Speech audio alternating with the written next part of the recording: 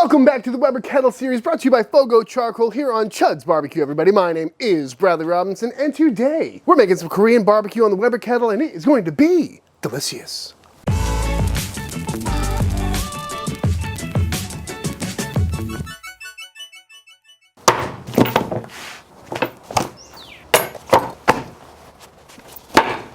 These are some beef ribs.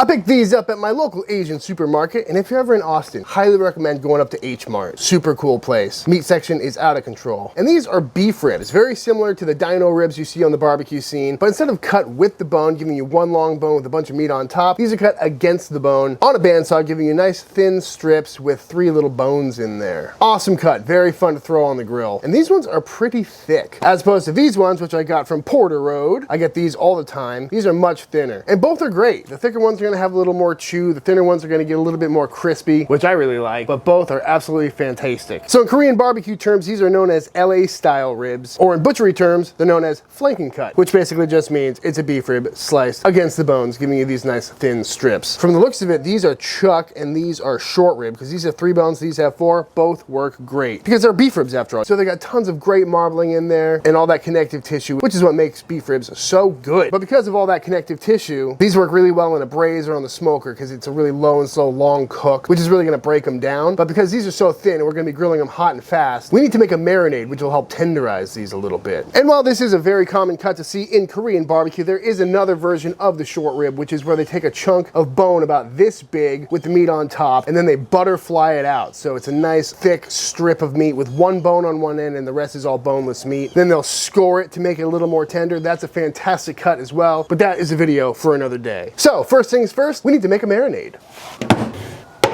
Marinade for our bulgogi. Galbi? I'm confused. Hey, what's going on, Brad? I heard you were whipping up some Korean barbecue and you might have some questions. So to start off, I think there are 2 main popular items that most people know of when you hear about Korean barbecue. One of them is bulgogi and the other one is kalbi. That marinade that most people think about: soy sauce, sesame oil, sesame seeds, garlic, ginger, green onions or scallions, some types of sweeteners. Most of the times it's sugar. Some people might use honey. There might be sodas that are used in there. Usually the ones that I hear most are like 7-Up and Sprite. The other type of ingredient that you might hear a lot of people use is some sort of fruit. One that's been kind of floating around a lot is kiwi. And the one that my family usually uses is Asian pear. And my mom sometimes uses some papaya. Now the differences between bulgogi and kalbi. So the loose translation of bulgogi is basically fire meat. Pur meaning fire and gogi meaning meat. So it's kind of interesting that that's what it's called. You don't really necessarily want to cook this over fire. The reason being, bulgogi is usually thin sliced ribeye. Because the meat is so thin, you know, the sugars will burn really fast and it might burn up by the time you're done cooking it. So the second one, kalbi, is probably the most popular version of Korean barbecue, spelled Kalbi or spelled Galbi. They're both the same thing. Kalbi basically means rib. You'll hear sogalbi or daejegalbi. Sogalbi is beef rib, daejegalbi is pork rib. And you won't see a lot of pork rib stuff, you know, in Korean barbecue places. Usually they'll use that for like soups and stews and stuff like that. So generally, in most cases, it'll be beef. Similar marinade. Because the meat is thicker on there than you would have thinly sliced ribeye, you're able to actually cook over the fire and not worry about it overcooking or burning up too much. And when you're cooking something like that, you really want to build as much color and char on it as possible. And kalbi is similar to what I was talking about with bulgogi, where it is more of a festive sort of food. It's not something that you're probably going to eat every day, but obviously if you go out and get Korean barbecue, you're going out with friends and having a good time of having drinks and stuff like that. But in terms of, you know, price point, you know, kalbi is definitely more expensive than bulgogi. Thank you, Joe Yim. Marinade includes some soy sauce, some mirin,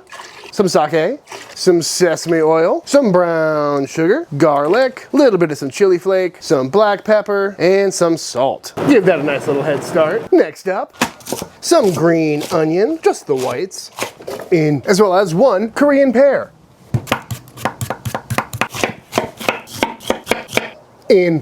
We're gonna start with half. And finally, a couple knobs of some ginger. That peeler was not cutting it. Couple of knobs in. Oh, that smells so good. Oh, that is lovely. Woo, intense by itself. That's what you're looking for. I'm gonna go in with another chunk of pear. Ow, right in the eye. Beautiful. And as I mentioned, we're trying to tenderize this meat as well as add some wonderful flavor. So that's why we added the pear. Because much like pineapple, it's got an enzyme in it that tenderizes meat. It's not nearly as intense as pineapple, but it'll get the job done. And if you can't find an Asian pear like that, you could use kiwi or a bosque pear. Those work really well. Or maybe even a small amount of pineapple juice. And just like any other marinade, you can really make this your own. If you want more garlic, add more garlic. But this is looking pretty much perfect to me. Let's throw it on the meat. Now the easiest thing to do would be take your short ribs and throw them into a plastic bag and cover with the marinade. But because they're so thin, they're gonna fold over each other and stick to themselves. So the best bet would be to go through and kind of dip each one of these in a bowl first and then into the bag. But if you're gonna dirty a bowl, you might as well just keep them in there. So in we go with some marinade. I'm just gonna get these nice and coated. We're gonna do some thick ones and some thin ones. And once they're all in there, we're gonna just top them off with the rest. Beautiful. Marination time of these ribs is completely up to you. I'd say 24 hours is gonna be your maximum. 12 hours would be great because you can make it in the morning and have them for dinner. But you don't wanna go too long because that enzyme in there is already working on the meats, and especially on those thin ones, we don't want them to turn to mush. We still wanna have some good texture. And because it's a high quality piece of meat, I wanna taste the beef because we're not just after tenderization, we're also after flavor. So I'm gonna go about 4 hours on these. That way I still get to taste the meat with a nice hint of the marinade while getting some great tenderization. But if you wanna go longer, that's up to you. So I will see y'all in 4 hours.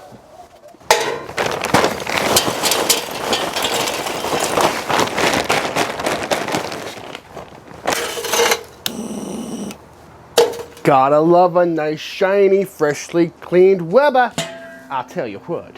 Rocking my normal setup today. I'm gonna keep the slow and sear in. I've got the water pan removed. That way we get a bigger grill surface area. And I'm gonna keep the cast iron grill insert in there down below. Not for airflow, but just to catch any drips or anything like that. Keeps grease out of the ashes. And this way we're gonna have some nice 2-zone cooking. Although we're only gonna be cooking on the hot side, it's nice to have a cool zone. So if we get some major flare-ups, we can pull them off real quick.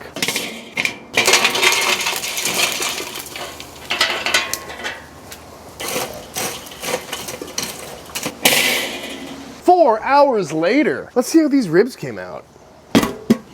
Ooh, smelling so good. Looking real nice. Gonna pull these out, get some of that excess marinade off of them. They'll be ready for the grill. Looking real nice though. A little bit of a color change on that meat. Good sign. You know the drill from here, folks. Ooh. Oh, that smells so good. Immediately. Get some of these thick guys on there. And this is the real fun part. Just some straight up grilling. You want to flip them fairly periodically just so they don't burn too much on one side. And again, I'm not too afraid of any char on these. You know, those charred bits are super flavorful. Any bitterness you're gonna get from anything that's burnt is gonna be counteracted by the sweetness in the marinade. And these are just a lot of fun. And if you filled this whole grill up with coals, you could cook a whole bunch of these. Perfect party food, great for feeding a crowd. So much fun. Just trying to get some good color on there. Because again, we got all that fat and connective tissue in there that we definitely want to break down while caramelizing all that extra marinade onto the meat. It's gonna be so good. Tell you what, folks, if you've never grilled some of these cute little ribs before, you are missing out. They're great too, because they don't take very long at all. It's been like 3 minutes, and these are pretty much done. Just flipping meat in the backyard on my Weber kettle. That's what summer's all about. Is it summer yet? Not quite. And how far you take these is completely up to you. That's looking nice to me. You got some beautiful color on there. Little char never hurt anybody. But what I like to do with these, when cooking a bunch of them, is really caramelize the hell out of some of them, leave some of them a little bit floppier. It's kind of like bacon, you know? Crispy or floppy, up to you. Now I'll throw on some of these thinner ones. Love that sizzle. I mean, come on, folks. Don't you want to be here right now? This is such a fun thing to do. And again, you don't even have to marinate these. Oftentimes when I'm looking for a quick weeknight dinner, I'll just go pick some of these up, put some salt and pepper on them, throw them right on. Nothing wrong with that. Looking good. It's so cool how no matter what country or culture, there's always some sort of live fire cooking. And I gotta say, this is definitely one of my favorites. Tell you what, that sizzle shot never gets old. All right, one more sizzle shot, and these are all coming off of the pit. Smells so good out here. I can't wait any longer. It's time to plate up. I don't know about y'all, but that is a wonderful looking pile of food to me. Let's finish it off with a little bit of some wonderful sesame seeds. And of course, some green onions. Ho, ho, ho, ho, ho. What a beautiful looking pile of food. Got some veg over here. When I was up at H Mart, I picked up some sides. These are some pickled radishes. This is some kimchi over here. And this was sold as a Korean tricolor side dish. Looks like we got a little seaweed salad and some more pickled veg in there. And everything is looking absolutely fantastic. And I need to dive in. Gotta use scissors, folks. It's the only way. Some of these thicker ones fell off the bone a little bit. Nothing wrong with that. But come on, what doesn't look fantastic about that? Nice and juicy.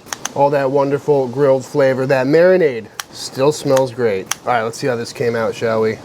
Oh, it's so good. Wow, that is fantastic. Perfect amount of marinade on there. Seasoned well, it's not overpowering, it's not too salty, too strong, too sweet, any of that. You can still taste that wonderful beefy flavor in there too. Oh man, the thick ones are so good. Got that perfect charcoal grill flavor on there. Nice and tender, surprisingly tender. That is delicious. And like these thicker ones are so tender. I mean, just look at this meat. What don't you want about that? The thinner ones are great, like I mentioned, because they get that char on there. So tender. Super easy to eat, so good. Get a little kimchi in there, shall we? Ooh, that's a good kimchi. Little kimchi, little beef rib, a little bit of rice. Yes, please. I'm gonna eat this entire pile. And we got vegetables on the table. Got a little banchan going on. And yeah, I'm using white guy chopsticks, just because I already had them dirty. Roast me about it. It's kind of like chicken wings, right? Meat off the bone, bite-sized, perfect little party food. And they cook super quick. Next time I get these thin ones, I'm gonna make bone-in beef jerky. I don't think anyone's ever done that before. That marinade, definitely keeping that recipe around. Well, if this delicious pile of food hasn't convinced you that you need to give this a try, I don't know what else to say. But without further ado, I think it's time for the official taste test.